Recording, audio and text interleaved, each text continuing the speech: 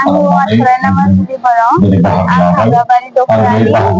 आंनि आइनि मुङा मोदोमनि बर' आरो आंनि आफानि मुङा दयाराम। आंनि फरायसालिनि मुङा इउएन एकाडेमि हाग्राबारि।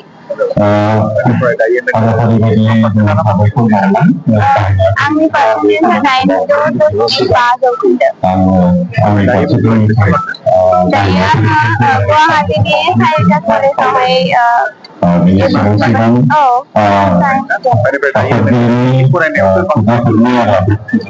आंनि फरायनायाव आंनि फोरोंगिरि आरो आंनि आइ आफानि मावनायखौ नुनानै आं थुलुंगा मोनोमोन आरो आं मबाइलफोरावबो नायदोंमोन मादि आरो जायफोरा टपार बिसोरनि इन्टारभिउफोरखौ नायनानै आं थुलुंगा लायो।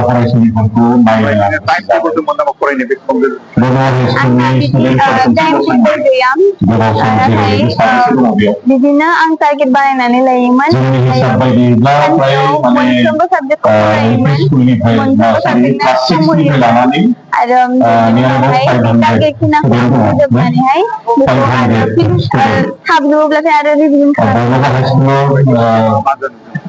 आंना लिट होनाय MBBS-खौ होयो।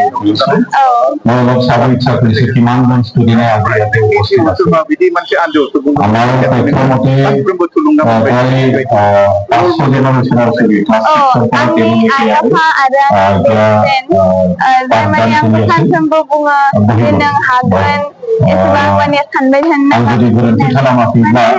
माने आंना मोनसे जेनेबा क्लास 10 फैनाय लोगो लोगो SSLC आनजादनि मोनसे खर'आव हाबनानै थाबाय थाखायोमोन। थ' सानफ्रोमबो एग्जामखौ साननानै हागोन हाया बिदि जाबाय थायोमोन। ओमफ्राय बिसोरनो बुङोब्लाथाय बिसोर आंखौ थुलुंगा होयोमोन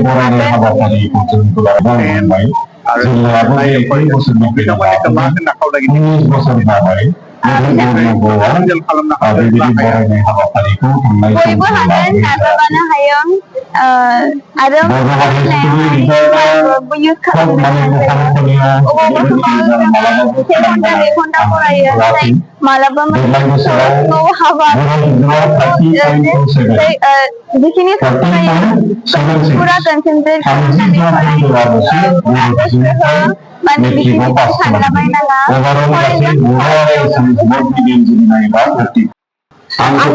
संजना जाबाय आंनि गामिनि मुङा आं फरायदोंमोन एग्जामखौ पास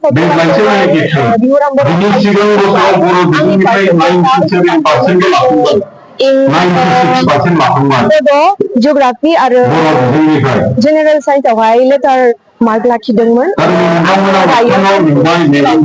सिमावहाय खालामबाय आरो आं फरायगासिनो दङ। फिउचाराव टिचार जानो गोसो आरोना। आनजादनि सिगां बेसेबांसो घन्टा फरायदोंमोन बेयो? फरायाखैमोन फार्स्टनिफ्रायनो, नाथाय उनाव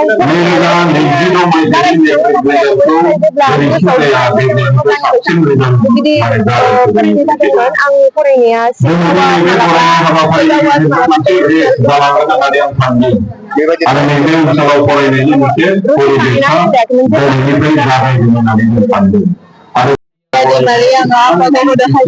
स्कुलनिफ्राय आरो आंनि आफानि मुङा बिकल दैमारि आरो आंनि आइनि मुङा माकुनि दैमारि।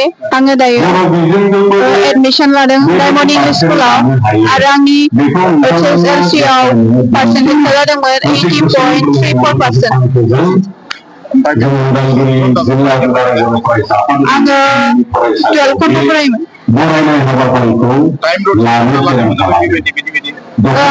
लादोंमोन डायमन्ड इंलिश स्कुल।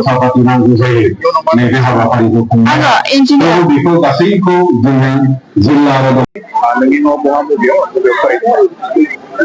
जाबाय। खुलुमबाय, आंनि मुङा मिना बसुमतारी।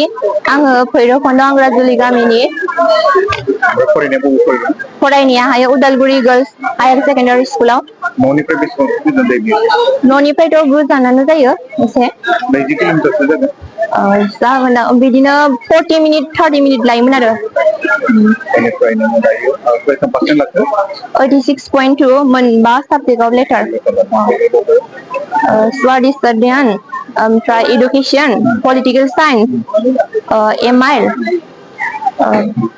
बेसांखिनियानो बेनिफ्राय नोङो दायो जों नुबाय जिहेथु बर' बिजोंजों जिहेथु जौसिन फरायसालिखौ गिबियै फरायनो माबायदि मोनखो जेनेबा इंराजिनिफ्राय फरायनो गोनां जायोमोन सिगाङाव दानिया बर' बिजोंजों माबायदि मोजां मोनदो माने गासैबो साबजेक्टखौनो फरायनायाव गोरलै मोनदों आरो माने गुवारै बुजिनो जेरैबाबो गावनि रावजों फरायनो मोनबा एसेबाबो बुजिनाया गोरलै जायोना बेनि थाखायनो जों पार्सेन्ट लानायाव एसे मदद खालामो ओमफ्राय इयुनाव मा जानो आङो बिए खौहाय पलिटिकेल साइन्स लानानै मेजर लानो नागिरदों इयुनाव बिदिनो आङो सासे लयार जानायनि दाथ' गोबां माने कर्सबो दंखायो इन्टिग्रेटेड कर्सबो दं बेफोरखौबो लानो हायो दायो ओमफ्राय पलिटिकेलाव दायो मेजर लागोन बेनिफ्राय नोंनि फरायनायावसो बांसिनै हेफाजाब होदों आंनि फरायनायावथ' बिदिनो आंनि पेरेन्टसा जाखिनि नांगौ फरायनायाव बेफोरखौ होजोबोमोन गासिबो फरायनायाव नांगौ जानाय बिदिनो सोलोंथाइ लानो फैनायाव फरायसालियाव थांनाय फैनायनि खरसा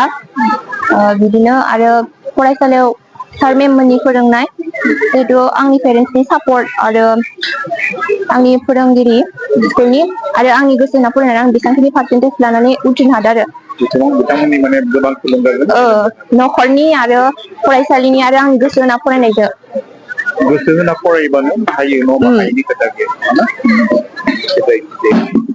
दिनै जिहेतु नोंखौ बरायनानै नों बोरै मोनखो दायो गोजोननाय मोनदों बे बरायनाया नोंनि जिउआव एसे थुलुंगानाय लाबोगोन इयुनाव लाबोगोन बेसेबांखिनि बुंनानै दोनथ'नो सानो आङो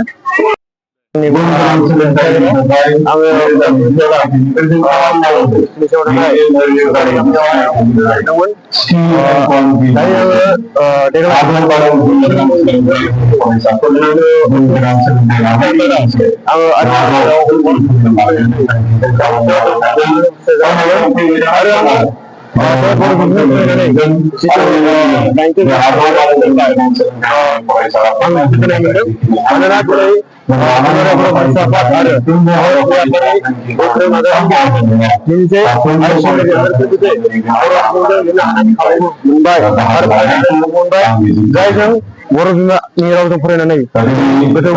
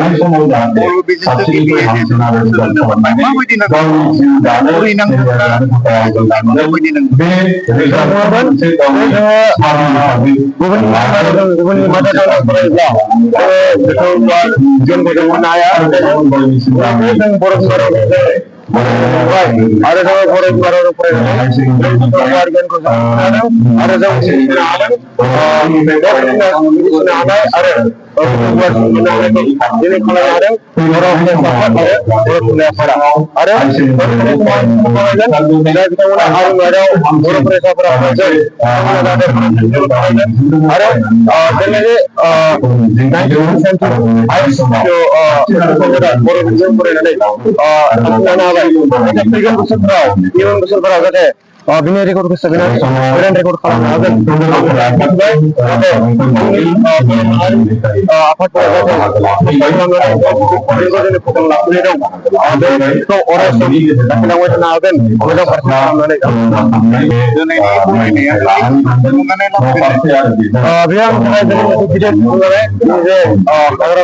Jadi kasi aku kayaknya dia labre ada yang kita nih kita bilang lagi dokter dari ini lagu ini aku dari lagi hampir orang beri orang kok orang apa ya aku jadi pina ada dia apa dia ang sebenarnya